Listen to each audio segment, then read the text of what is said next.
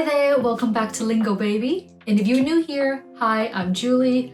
I'm documenting our journey preparing to raise a baby that can speak multiple languages. Today, I want to dive into a question that a lot of new parents have, and that includes myself and my husband. How do you actually raise a baby to speak multiple languages? So I did a little bit of digging, and this is what I found. Spoiler alert, there's no one-size-fits-all approach to raising a multilingual baby. But there are some really powerful research-backed approaches that families around the world use. And so today, let me share with you the top 5 most popular methods and who they are best suited for.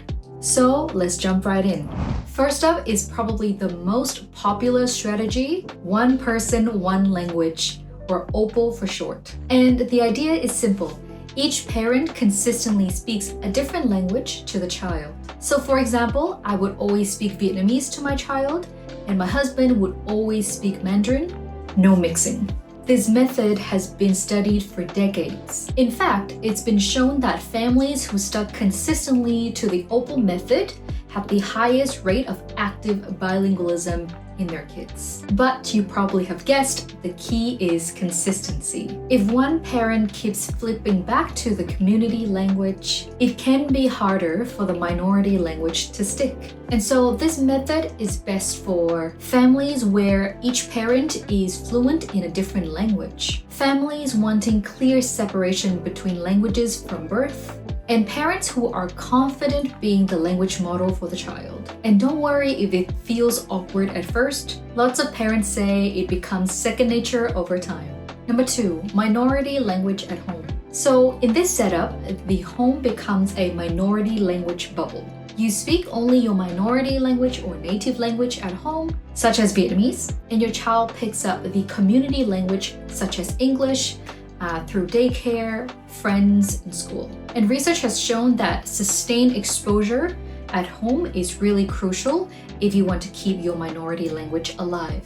So this method is best for families in which parents are both fluent or are willing to be fluent in the minority language, families living overseas where a community language is strong and unavoidable, and parents wanting to preserve their native language. So one of the key benefits of this method is that your child could get really strong at the native language before the community language such as English takes over. However, once school starts, the child might naturally prefers English over the native language, so you need to mix things up and keep learning the minority language fun and valuable. This method is really popular among immigrant families, so it's definitely something we want to consider for our family as well. The third method is time-place strategy, which is assigning different languages to different times, days, and locations. For example, Mandarin on the weekends, English on weekdays, and Vietnamese while talking to grandparents.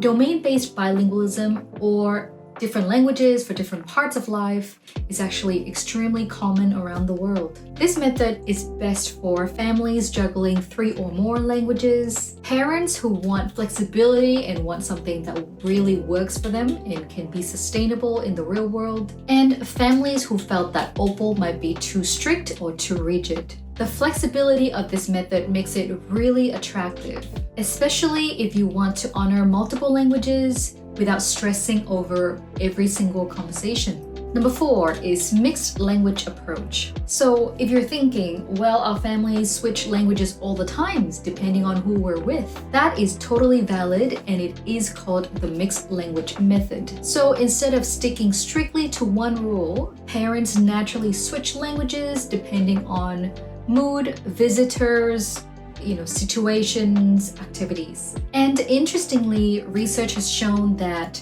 children living in mixed language environments can still become fluent at multiple languages as long as they get rich input from each language. Code switching or mixing languages is actually seen as a sign of a healthy bilingual brain, not confusion. And so this method works best for multicultural families, blending many languages and cultures, families where code switching is actually natural and normal, and families who want a relaxed, low-stress approach to multilingual learning. For us, I imagine that this will naturally happen as well, and I've observed this in my husband's family as well, where oftentimes there are multiple languages being spoken at once. And number 5, early immersion and community support. The idea is simple and powerful. The more early exposures your baby gets from different sources, not just you, the better.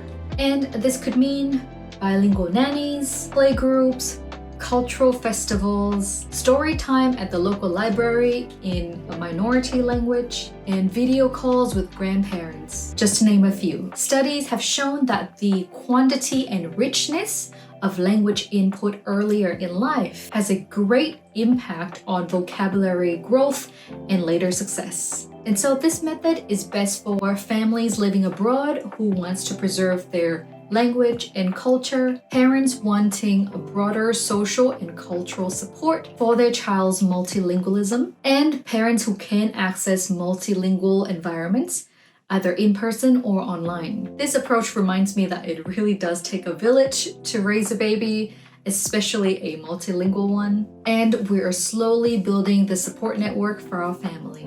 So, a quick recap. We've talked about 5 approaches: one person, one language, minority language at home, time and place, mixed approach, and early immersion and community support. Each approach has its own values and benefits, but what matters the most is whatever's suitable for your life, your values, and your culture. If you're also thinking about raising a multilingual baby, I would love to hear your plans. Or if you have implemented any of the approaches mentioned in this video, please share your experience and any advice for us. If you enjoyed this video and found it helpful, don't forget to like, subscribe, and turn on notifications. Thank you so much for being here and hope to see you next time.